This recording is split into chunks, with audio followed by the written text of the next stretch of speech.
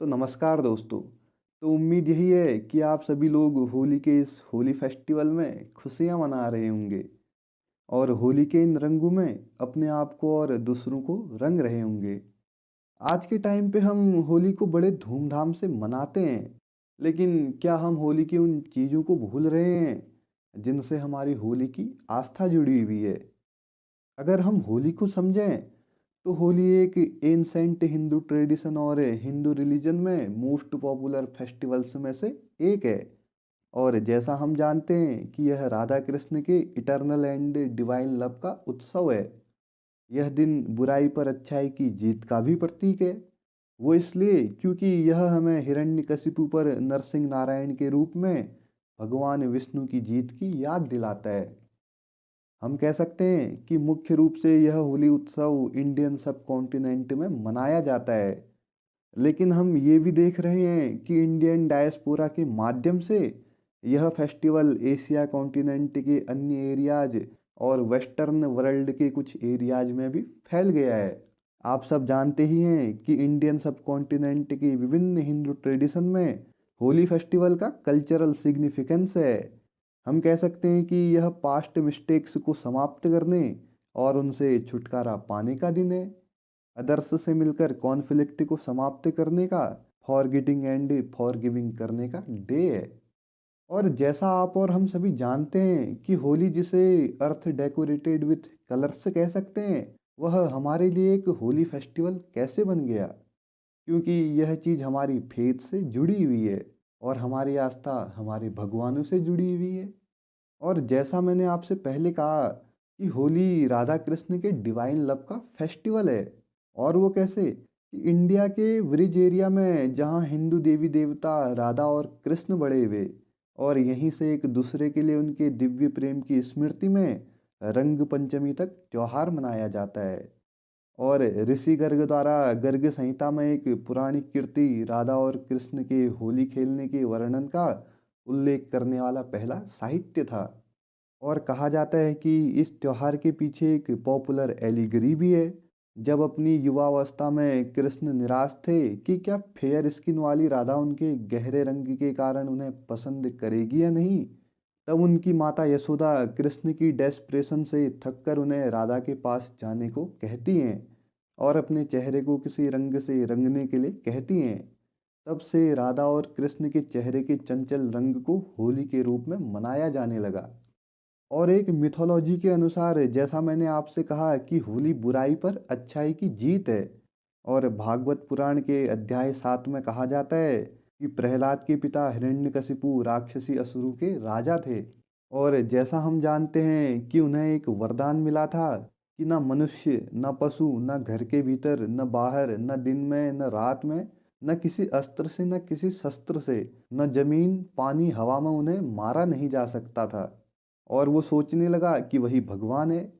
लेकिन उसका पुत्र इस चीज को नहीं मानता था, क्योंकि वह भगवान विष्णु के प्रति समर्पित था। और इससे होता क्या है कि हिरण्यकशिपु को क्रोध आ जाता है और वह प्रहलाद को पनिशमेंट देता है। और अंत में प्रहलाद की दुष्ट चाची जिसका नाम होलिका था, वह उसे अपने साथ चिता पर बैठने को कहती है। वहीं होलिका ने एक ऐसा लबादा पहन रखा था जिससे वह आग से सुरक्षित थी, लेकिन प्रहलाद सुरक्षित नहीं था। और फिर जैसे ही आग भड़कती है तो जो चीज होलिका ने पहनी हुई थी वही चीज प्रहलाद को घेर लेती है, जिससे प्रहलाद बच जाता है। और फिर हिंदू रिलीजन को रिज्यूम्ड करने के लिए भगवान विष्णु नरसिंह का रूप धारण करते हैं, जो आधा मानव आधे शेर थे। और शाम को न दिन न रात हिरण्यकशिपु को दरवाजे पर न अंदर न बाहर, अपनी गोद में न जमीन न पानी न हवा और शेर के पंजे से ना ही हथियार, इन चीज़ों से हिरण्यकशिपु को किल कर देते हैं। और इसी तरह होलिका अलाव और होली बुराई पर अच्छाई की सिंबॉलिक विक्ट्री, हिरण्यकशिपु पर प्रहलाद की और होलिका को जलाने वाली आग के उत्सव का प्रतीक है। ये तो बात रही राधा कृष्ण के डिवाइन लव की और प्रहलाद के भगवान विष्णु के प्रति फेथ की, जिस कारण होली मनाई जाती है। लेकिन एक और मिथोलॉजी यह भी है कि सैविज्म और शक्तिज्म जैसी अन्य हिंदू ट्रेडिशंस में होली का मिथोलॉजिकल सिग्निफिकेंस योग और गहन ध्यान में शिव से जुड़ा हुआ है।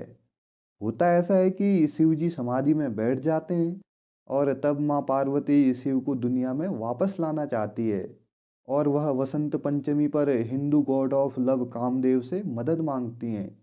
लव गॉड शिव पर तीर चलाते हैं और होता क्या है कि योगी अपनी तीसरी आंख खोल देते हैं और कामदेव को जलाकर राख कर देते हैं। और उसके बाद कामदेव की पत्नी रति 40 दिनों तक मेडिटेटिव तपस्या करती है, जिस पर शिव जी उनकी करुणा से उन्हें क्षमा करते हैं और प्रेम के देवता को रिस्टोर करते हैं। और यहीं से लव ऑफ गॉड की वापसी वसंत पंचमी के 40वें दिन होली के रूप में मनाई जाती है।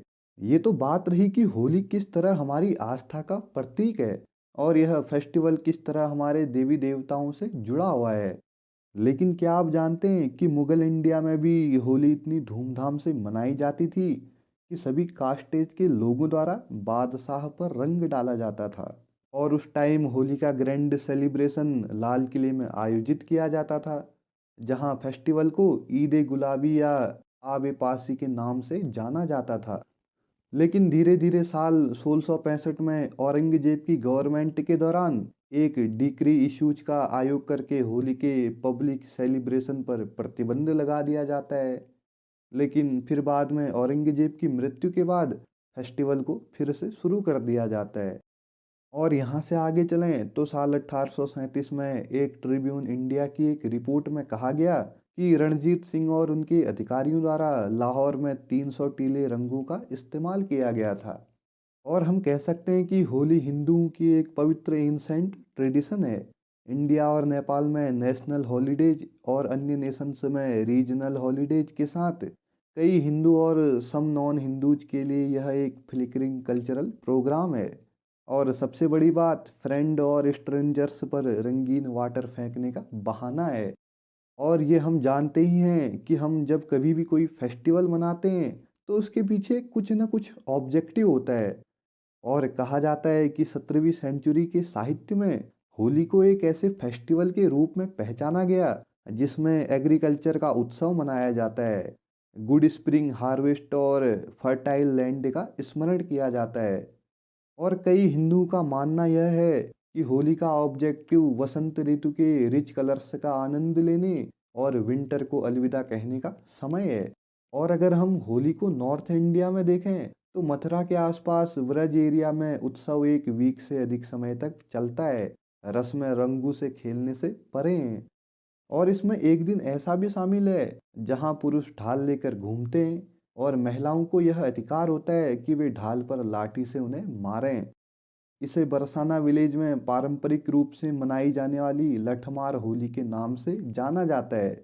और बरसाना राधा का विलेज है और महिलाएं गोपिकाएं यानी राधा की सहेलियां और पुरुष गोप कृष्ण के मित्र की भूमिका निभाते हैं। और बात रही साउथ इंडिया की तो कुछ पूजा करते हैं और इंडियन मिथोलॉजी में प्रेम के देवता कामदेव को प्रसाद चढ़ाया जाता है। भारत और नेपाल के बाहर हिंदुओं द्वारा बांग्लादेश और पाकिस्तान के साथ साथ Suriname, Guyana, Trinidad, Malaysia, United kingdom, संयुक्त राज्य अमेरिका, कनाडा, ऑस्ट्रेलिया जैसे बड़ी आबादी वाले देशों में होली मनाई जाती है। और यह फेस्टिवल हिंदू पंचांग के अनुसार फाल्गुन मास की पूर्णिमा को मनाया जाता है। और जैसा हम जानते हैं कि होली पर लोग तरह तरह के रंगों में नजर आते हैं, एक दूसरे को रंग लगाते हैं, गाते हैं, नाचते हैं और भगवान कृष्ण की पूजा करते हैं और उनकी मूर्ति पर रंग लगाया जाता है। तो उम्मीद यही है कि आप लोग होली का उत्सव बड़े धूमधाम से मना रहे होंगे। तो होप करता हूँ आपको जानकारी अच्छी लगी हो। अगर जानकारी अच्छी लगी तो चैनल को सब्सक्राइब और वीडियो को लाइक ज़रूर करें। धन्यवाद।